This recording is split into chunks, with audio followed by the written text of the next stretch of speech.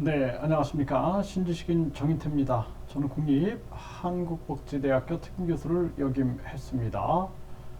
금리 인상 후폭풍, 3040 희망퇴직. 네, 지금 금리 인상 후폭풍으로 인해서 3040까지 희망퇴직을 하고 있다는 것입니다. 이 급격한 금리 인상은 안 된다. 제가 계속 끊임없이 얘기를 했습니다.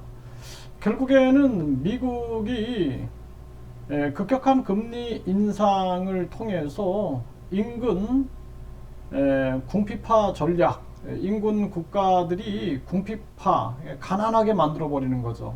그러니까 자기들은 달러를 강달러를 만들어 가지고 이 기축통화 패권을 잡고 그리고 많은 세계 기업들을 미국으로 끌어당겨 가지고 자기들은 이 제조업을 미국에서 모든 걸 할 수 있게끔 만드는 그러한 전략, 메이드 인 아메리카 전략, 인플레이션 감축법 이런 식으로 해가지고 자기들 이익의 극대화를 하고 있는 그러한 모습입니다. 전쟁 위기 만들어서 전쟁 터뜨리고 무기 판매하고 뿐만 아니라 이 세계 부자들 상속세 증여세 없으니까 미국으로 와라. 그래서 투자 이민 비자를 주고 또 부자 자녀들을 또 기술자들을 유학생으로 끌어당기고 이런 일들을 하고 있는 거죠. 그러다 보니까 지금 금리 인상이 이것이 폭풍이 굉장히 심한 겁니다. 후폭풍이. 한국 같은 경우에는 사실상 일본이 마이너스 금리를 유지하고 있고 중국도 금리를 내리고 있는데 우리 한국 같은 경우에는 미국을 쫓아서 금리를 급격하게 올리면서 결국에는 기업도 무너지고 가게도 무너지고 지금 수출도 무너지고 다 무너지고 있는 거예요. 어떤 거 하나도 잡을 수가 없습니다. 그래서 결국엔 딱 하나 잡은 거는 현금 부자들이 부동산을 많이 살 수 있게끔 길을 열어주는 거예요, 지금. 그러니까 부자는 계속 부자가 되는 거예요. 1%의 부자들이 이 코로나를 지나면서 대한민국 총 자산의 60%를 가지고 있는데 이게 이제 더 심화되는 거죠. 그래서 아주 심각한 정황으로 가고 있다. 그래서 전 세계적으로도 이 하위 소득 50%가 1, 2%의 자산밖에 못 갖고 있다라는 거예요. 그리고 이 1%가 무려 대한민국 같은 경우에는 지금 60%의 총 자산을 보유하고 있다라는 충격적인 사실들이 나오고 있는 것입니다. 그래서 이러한 부분들이 지금 많은 사람들이 이렇게 대기업 또 중소기업도 희망퇴직, 3040 직장인도 공포에 떨고 있다라는 것입니다. 그래서 이게 아주 심각한 문제고요. 30대, 40대로 확대되고 LG전자도 지금 하이프라자 직원들이 집회를 하고 있다라는 거예요. 희망퇴직을 받고 있기 때문이죠. 이러한 부분들 그리고 농협, 수협, KB증권도 만 40세부터 희망 퇴직을 지금 받고 있는 그러한 상황이고요. 네이버가 투자한 물류 스타트업도 구조조정과 권고사직을 통해서 인력을 줄이고 있고요. 그러니까 구조조정 권고사직이 계속 일어나는 거죠. 이게 희망퇴직 칼바람이 불고 있다라는 거예요. 중소기업도 10개 중에 6개가 구조조정을 실시했다라는 것입니다. 네, 그래서 희망퇴직 대상이 50대 이상이었는데 이제는 30대, 40대로 확대되고 있다라는 이러한 사실을 SBS에서 전하고 있는 것입니다.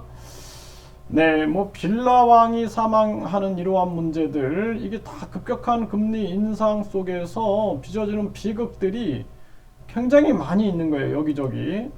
이러다 다 죽을 판이다. 지역 소멸 어떻게 막을 수 있는? 지역 소멸은 더 심화될 수밖에 없고 고금리에 우는 자영업자들 10명 중에 4명은 폐업을 고려하고 있다. 이렇게 얘기를 하고 있죠.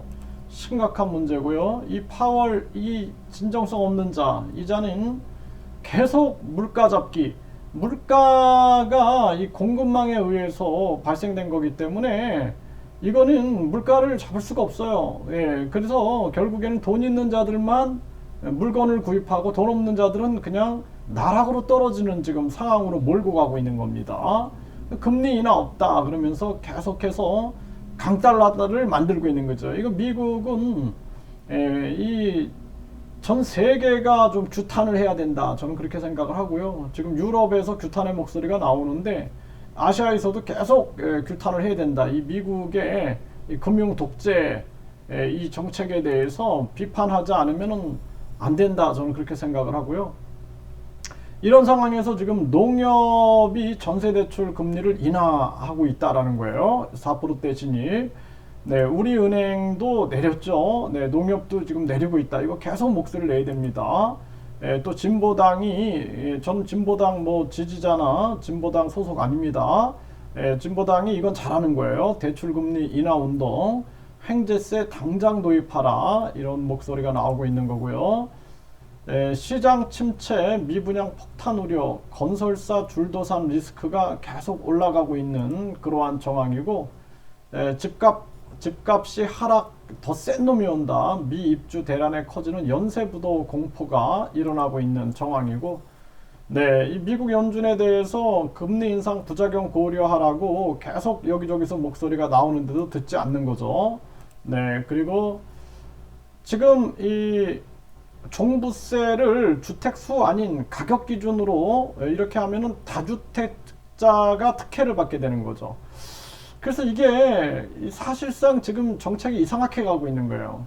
1가구 1주택에 대해서는 종부세를 없애버리고 이 다주택 이 문제 이걸 잡아야 돼요. 그래서 이 집은 거주의 문제지 이걸 투자의 문제로 보면 안 됩니다. 지금 이상한 쪽으로 지금 나라가 흘러가고 있는 그러한 모습이에요. 네, 그래서 지금 35만 가구가 입주 폭탄이다. 내년 빈집 쇼크 온다. 이러한 부분들이 나오고 있는 겁니다. 그래서 이 다주택자들에게 특혜를 주는 법은 옳지 않다라는 거죠. 네, 그래서 지금 돌아가는 게 1가구 1주택이 이거를 이제 종합부동산세를 없애고 다주택을 하지 못하게끔 해야 됩니다. 그래야지 집값이 떨어지는데 이게 이제 다주택자의 특혜를 줘가지고 빈집이 많다 이런 식으로 해가지고 그렇게 되면은 나중에 또 이 문제가 또 생기는 거예요. 또 야당이 정권을 잡게 되면 또 다주택자 또 때려잡고 이런 식으로 해가지고 결국에는 국민들만 피해를 보게 되는 것입니다.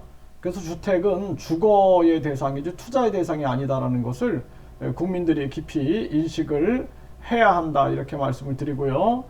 참 안타까운 일입니다. 네, 이 지금 금리 인상 후 폭풍으로 인해서 3040이 희망퇴직을 하고 있는 권고사직되고 있는 이러한 정황이다.